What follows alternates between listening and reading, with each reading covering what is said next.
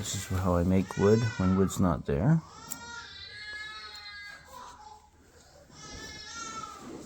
So why are you using the rubber tape? Well, I'm trying to make this as neat as possible.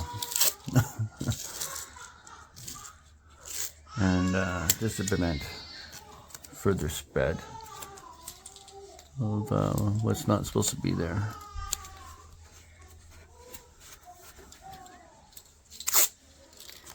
I want to keep those for wax. So I'm just going to cover those for the moment.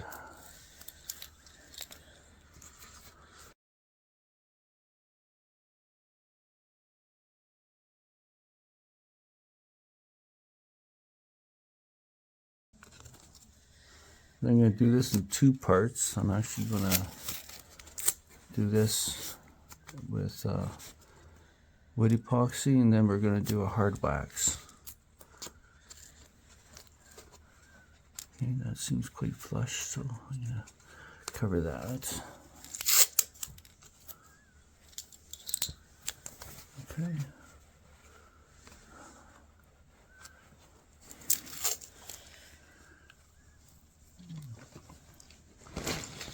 So I'm actually going to dig little craters here.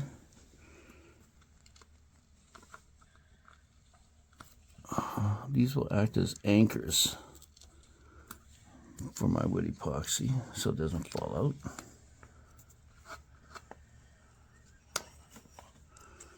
And even sometimes I'll even grab my drill and I'll drill holes into this, and just so that it has anchors so that it won't fall out, being that it's an edge detail.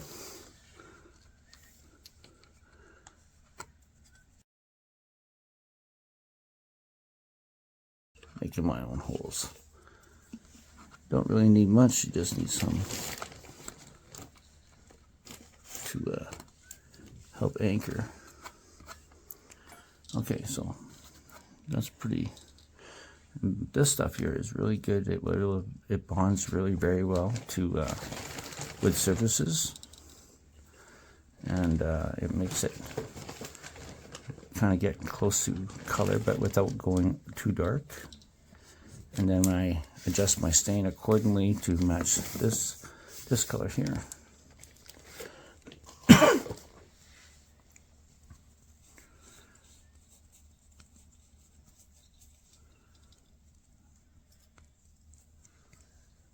This starts out with the background color tone of what we need to achieve.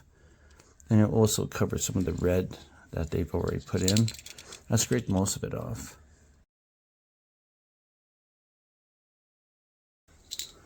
Okay. Can you grab me that lacquer thinner in the bottom?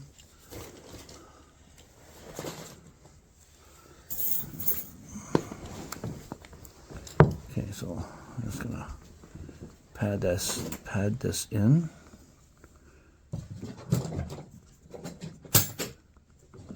You don't want to have too much overhanging into the troubled areas, like having too much on. Otherwise, it's going to be difficult to sand because this stuff goes really hard.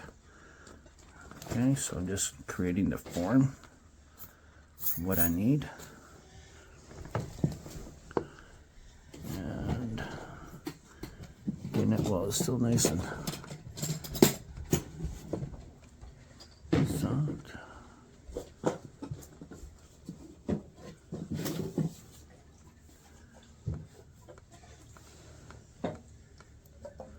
Yeah, beautiful. Thank you.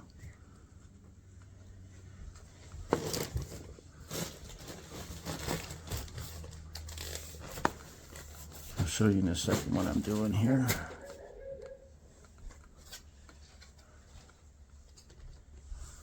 Okay, so the remainder is my timer. Okay. Okay, I'm just gonna get this really close here. So here, I'll show you what I've done here on this side. Okay, so I reformed the detail here.